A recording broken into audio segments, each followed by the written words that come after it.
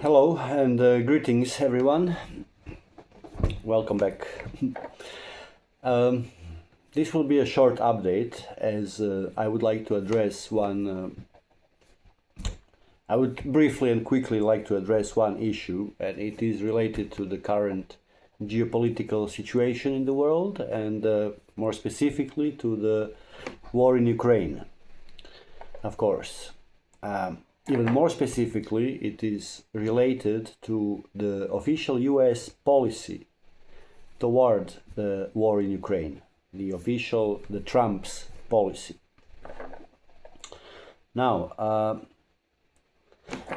even more specifically, let's put it this way, this is going to be related to the shift that happened in the official US policy, in Trump's policy towards Ukraine.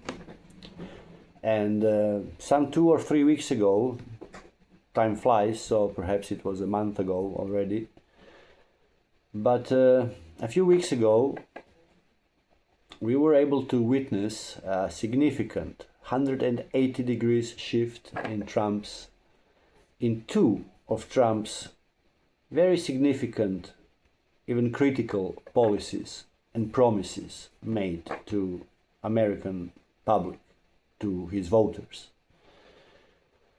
One of those is related to him being a president for peace and wanting peace in the world and wanting to stop the war in Ukraine and initiate diplomatic means of resolving the conflict. That was one. And the second policy is something much closer to the American domestic scene, and it's related to the Epstein Files, which he promised to publish, and of course claimed on multiple occasions that they most certainly are real and exist and will be published. So, while the first policy, the one related to Ukraine, is extremely important for the world, especially for all of us in Europe, it might be somewhat less important or followed by Americans. Many Americans, I'm sure, don't even know where Ukraine exactly is. That aside, the Epstein Files are, however, very important for the American public. That's the issue they closely follow, more closely perhaps than Ukraine. So, both of these issues are very important, and what is quite amazing, to me at least, is that this dramatic shift in Trump's policy towards both of those issues happened in the same week, within the same week. And so initially, Trump started fulfilling his promises and stopped sending weapons to Ukraine. He also initiated some talks and discussions and opened diplomatic channels towards Russia with Putin. And they were also in the process, on the second issue, in the process of publishing or preparing to publish Epstein Files.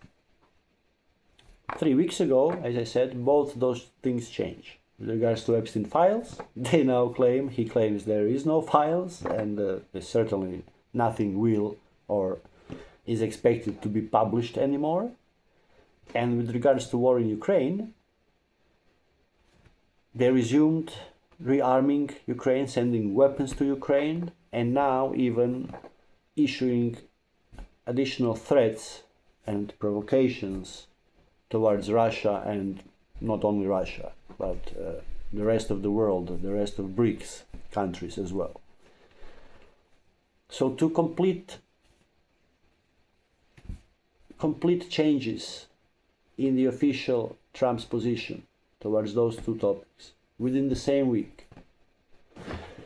So now, one possible explanation, of course, is that from day one, from before the elections, during the campaign, Trump has been dishonest and has never intended to stop any wars and has never intended to publish any files.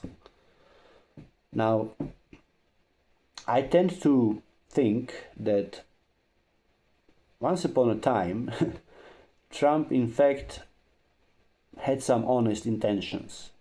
And I don't think he was full out lying. Well, he does exaggerate all the time and lies extremely often. But I think he had some genuine intentions to do those two things. Because it is very indicative. I cannot escape thinking about it, that those two changes happened within the same week. And I believe Trump was blackmailed. Not necessarily by the Epstein Files. I don't think he is in the Epstein Files to start with. I don't think so. I think he was blackmailed by something completely different, by something third. And the blackmail included him, A, not publishing Epstein Files, and B, continuing to support the war in Ukraine, the war against Russia. Let's put it this way. So, Trump basically retracted back to Biden's policies. Exactly. And who was Biden controlled by? Who were the puppet masters of Biden? Let's call them deep state, for the sake of simplicity right now. We'll refer to them as deep state. They're exactly the same interest group that controls NATO and right now that controls EU, unfortunately. Because their actions, their interest, everything they do is completely and fully aligned. Lately, it's almost impossible to see a policy difference between the EU and NATO. EU stopped being economic organization and is turning into fully military bloc or something. It's crazy. Anyhow, not to digress. So I believe that there was something that they blackmailed Trump with, convinced him by, to change his stances on those two policies, to change them 180 degrees, fully. Related to that also, I believe, is the latest trade deal between the EU and the US, which is an abomination, which is the most destructive, the most terrible trade deal ever for the EU, of course. It seems to be one of the final nails in the coffin of Europe and European economies. But it also seems to me that the only reason they signed it and agreed to it, Ursula von der Leyen that is, the EU, is to bring Trump over to their camp with regards to war in Ukraine. That's all. They gave him hundreds of millions of dollars. Yes, sure, Europe is going to buy $750 billion of US military equipment and invest additional $600 billion or euros into American economy. Taxes, tariffs on American products are zero.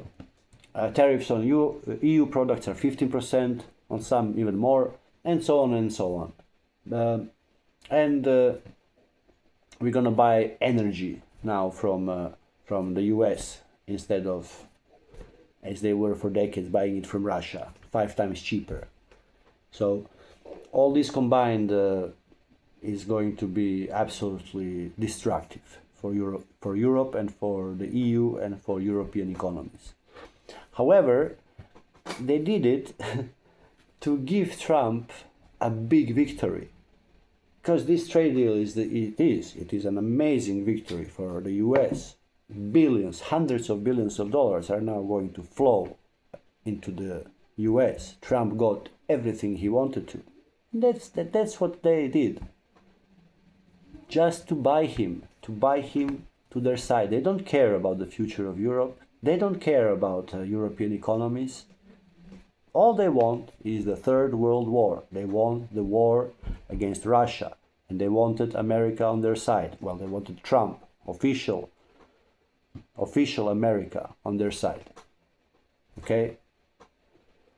And basically, Trump won a battle against them, against Biden and whoever was controlling Biden at the time. He won the battle, and American citizens, American voters won that battle. But now he seems to be surrendering the war. And he seems to be joining them again.